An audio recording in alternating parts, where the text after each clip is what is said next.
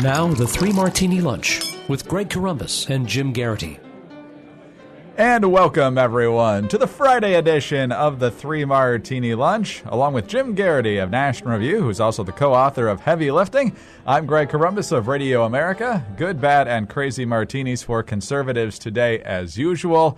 And Jim, you would think that mainstream media members who trend to the left would have learned something from watching the debate Wednesday night, that when you go after Marco Rubio, you often get your lunch handed to you. But Charlie Rose from CBS This Morning didn't apparently learn that lesson. Maybe he went to bed too early because he's got to get up for the early show. But anyway, Marco Rubio was on the program. I believe this was actually on Thursday. Charlie Rose decided to bring up Benghazi when Marco Rubio said he was not going to attack any of his fellow presidential candidates. I've never personally attacked anybody in this race, and I'm not going to start now. If other people decide they want to change who they are, you called Hillary Clinton a liar, Senator. You called Hillary Clinton a liar. Well, no, I said Hillary Clinton lied about Benghazi. There's no doubt about that, Charlie. I mean, there are emails in which she was talking to her family, and she was telling them that there was an attack on that consulate that was due to a terrorist attack by al-Qaeda elements, and then she was going around the country talking to the families of the victims and to the American people and saying, no, this is because of some video that someone produced Senator, that led to a spontaneous uprising. That the She absolutely lied about it. The CIA was changing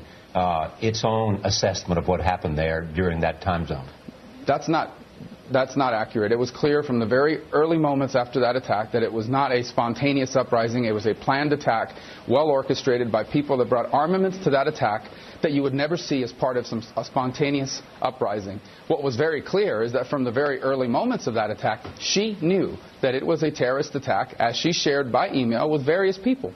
And yet she continued to perpetuate the lie. If you're calling her a liar by saying she perpetuated a lie, then why do you think she did that? What was her motive?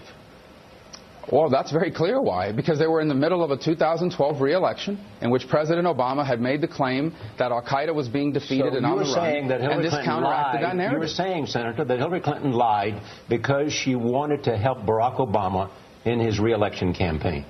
That's a serious charge. Yes. Is that? Well, it's the truth. So there you go. Jim, you can't sum it up much better than that. What's interesting about the plodding, slow, probing method of Charlie Rose in those questions, my colleague Jonah Goldberg is making this point that to most members of the mainstream media, Democrats are normal. They are the baseline. That is what a well-adjusted, healthy, psychologically, and everybody who disagrees with that is deviating from the baseline of normal. So when Marco Rubio says, he's like, you're calling her a liar. Yes, because she lied. Rubio makes that point. Rubio doesn't think he's doing anything extraordinary because it really isn't that extraordinary, because we're not surprised to hear Hillary Clinton called a liar. In Charlie Rose's world, it's very unusual to call Hillary Clinton a liar. And then once you do that, his question you hear there, Greg, is, well, why would she do such a thing? She's so nice. She's so honest. Why would she say it's about a video instead of admitting that on September 11th, 2012, the 11-year anniversary of the 9/11 attacks, a major U.S. diplomatic outpost ambassador was left with egregiously little security in a dangerous part of the world after a botched, half-led-from-behind invasion and toppling of a regime that was supposed to be the centerpiece of Hillary Clinton's... Why would she lie about that, Marco? Really? To us, it's very obvious. We were 2 months away from election day. This was going to be an egregious, major failure on the Obama administration's watch 2 months before people decided whether he should have a second term or not. And so it's much easier to say, look, it was this out-of-control protest. We had no warning. It's the fault of this filmmaker, than to say, yeah, we completely botched Libya from beginning to end. And so kudos to Marco Rubio. It was a great moment. And you could just kind of see the utter perplexed look on Charlie Rose's face with this. And the idea, what's kind of fascinating is to him, and I guess to some other corners of the mainstream media, the idea that Hillary Clinton lied about this and that she generally has a bad relationship with the truth and lies to get herself out of trouble. This is a strange, unusual, jaw-dropping concept to them. And I think it indicates they live in a very, sheltered little bubble that revolves a great deal of psychological denial. Speaking of a horrible Middle East policy, let's move to the bad martini today. And this is the NBC version of the story that will develop more this afternoon. And by the time some of you hear this, the policy will be officially made public. The White House will announce Friday that a small number of U.S. Special Operations Forces will be sent into Syria. The senior U.S. official said the forces will be stationed in northern Syria and work alongside groups with a proven track record of fighting ISIS. The move will be described as a shift but not a change in U.S. strategy against ISIS. The Special Ops Forces could work with Kurdish and allied actors who have come together under the umbrella of the Syrian Democratic Forces, according to the official who spoke on anonymity. Mac Thornberry of Texas is the chairman of the House Armed Services Committee. He said that it's pretty clear the White House was feeling the pressure of a failed policy against ISIS. Quote, I'm concerned that the administration is trying to put in place limited measures too late that are not going to make a difference. I don't see a strategy towards accomplishing a goal. I see an effort to run out the clock without disaster. And Jim, I think that's the gut feeling of a lot of conservatives today, because obviously we want to destroy ISIS, but it's been clear over the past year plus that Obama is doing as little as possible to try and affect that. And when you start playing with human lives in this process, it makes you very uneasy. You know, my colleague David French offers what is probably the most optimistic assessment of what we're seeing in Obama's foreign policy. He reminds us that in that last year under Jimmy Carter, President Carter took a slightly tougher, a slightly more rightward turn, a harder line with the Soviet Union. He really felt stung by the Soviet invasion of Afghanistan, and you started to see some movement in the direction that conservatives, hawks, however you want to characterize it, wanted to see. He began to recognize late towards the end of his presidency that his approach hadn't been working. You could point to three pieces of evidence for this in Obama's foreign policy. The fact that he's making this decision to keep 5,000 troops in Afghanistan when he previously had wanted to get all troops out of Afghanistan by the time he left office. You could point to the U.S. sending naval ships near those man-made islands in the South China Sea, kind of saying to China, we do not recognize your territorial claim there. And then the third aspect here is this decision. Now, again, probably the biggest and most glaring kind of warning sign to this, remember, it was just about a year ago, a little more than a year ago, he was going to do it by arming the moderate rebels out there, right? Right. We were going to train them, we were going to arm them, and we wouldn't have to fight them because we were going to do this terrific job having to be a good, hard-fighting, moderate, Syrian rebel force that would overtake ISIS. Well, that didn't happen. In fact, I believe the last assessment was they managed to get 5 guys. And, other groups they'd sent out there surrendered very quickly. They changed sides. They took the money and run. It was probably one of the most abysmal failures. And what's fascinating is that, in that interview with Steve Kroft on 60 Minutes, Barack Obama was like, well, I always knew it wasn't going to work. This is why I was a skeptic from the beginning. Okay, Mr. President, but it's your policy, right? If you really don't think it's a good idea, why are you doing this?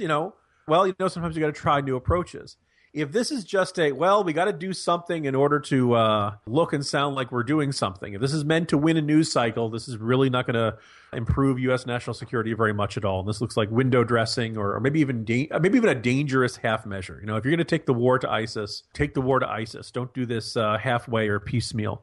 On the other hand, look, if this does work, wonderful, fantastic. I want to salute the president in circumstances like this, but you just can't get rid of this nagging feeling that this is meant to win a news cycle, and then as soon as we'll do just enough to say we're doing something, and let's run out the clock on this presidency.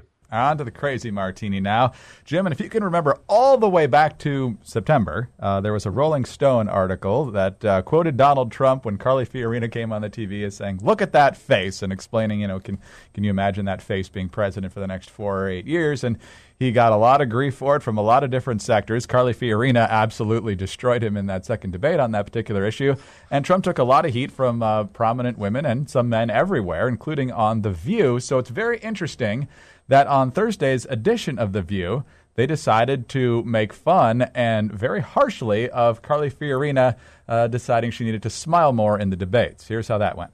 She kicked off her thing saying, people tell me that I didn't smile enough during the last debate. She looked demented. I mean, she did not, her mouth did not downturn one time. She was like, Halloween mask. I love that. A smiling Fiorina. Can you imagine? Demented is a strong word, but it looked like she'd been practicing that for a long time. And she did get some affirmation from Trump. She means demented. I think as a comic, I have to stand up for the words we use.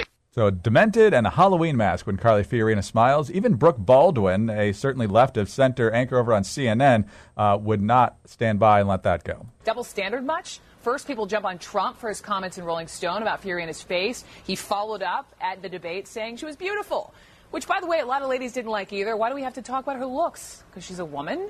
All this yapping about women and appearance, and then The View today. All I'm saying is we women can be the worst to one another. So, Jim, obviously, if anybody had gone publicly on TV and said something about Hillary Clinton's appearance at the debate or the Benghazi hearing, whatever, we wouldn't have heard the end of it. But and we didn't hear the end of it when Trump said it. But he's running for the Republican nomination. Baldwin's right here. Major double standard. Yeah, I marvel at the kind of the shamelessness of that conversation on The View that we heard. And look, there's two ways of looking at this. One is that yes, it'd be nice if we were not judged on our appearances. We only have a limited amount of control over this, and it is unfair to not vote for a candidate because they're funny looking. You can say the flip side is, folks like H. Ross Perot had plenty of jokes about their height and stature and Dana Carvey's impression of him and things like this. So you could argue about how much we should be judging candidates on this type of shallow behavior. On the other hand, you could say, oh, this is a human condition. We're visual creatures. We assess people based on appearances, and it's kind of baked in the cake. On the other hand, we definitely should. I don't think we should encourage it. I think this is a particularly lousy way of evaluating a candidate, because by that standard, I mean, if you were just going on looks, would Abraham Lincoln be considered a great president, Greg? Probably not. Probably never would have got elected. I mean, insert Taft joke here. But yeah, this is a very shallow way of assessing people. And here you have The View doing this and ripping into her in a way that, I mean, are we going to judge Hillary Clinton based on her appearance? Or is that ipso facto sexist and terrible, and you should be cast out of civilized society for doing something like that? So good for the CNN anchor for observing the ridiculous double standard here. Carly Fiorina looks fine to me. I don't understand why there's a sudden assessment and obsessive analysis of her looks or her face or her facial expressions or something. Vote for her or don't vote for her, but if you're going to do it based on appearance, do us all a favor and don't vote. We can't even tell Hillary Clinton to stop shouting without being branded there you sexist. Go. Yeah. Greg, you're so sexist. You just want her to be soft-spoken and quiet like that Bernie Sanders fellow. That's right. So two quick housekeeping items before we head out for the weekend. First of all, Jim, a major thank you to you for your Herculean effort to be here for the 3 Martini Lunch every day this week, given all the promotional work that you're doing for the book Heavy Lifting. I'm glad to see the book is doing so well, and obviously very grateful that we've been able to have you every day in a very eventful news week. So thank you very much for that, first of all. No problem. This is what I'm supposed to do, Greg.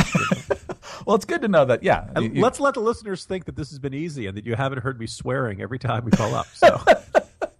And finally, of course, Saturday is Halloween. My 2 little girls, one will be going as My Little Pony and the younger one as a ladybug. Jim, what are your guys going as? If you are in the Authenticity Woods neighborhood of Fairfax, beware of the Galactic Republic's clone troopers. They will be running around, all that stuff. And I would just point out, so I was ready to surprise and freak them out by going as the bad guy in the new Star Wars movie. But thanks, Amazon, for saying you'll deliver it November 4th. It's okay. I only ordered at the beginning of October. There should be enough time there, but that's okay. I can still wear it to the premiere. There you go. They won't have nightmares till December. Good dad. Good dad. Yeah. All right, Jim, again, great week. Have a good weekend. We'll talk to you Monday. See you Monday, Greg. Jim Garrity of National Review. I'm Greg Columbus of Radio America. Thanks very much for being with us today. Have a great weekend, everyone. Happy Halloween, and we'll see you on Monday for the next 3 Martini Lunch.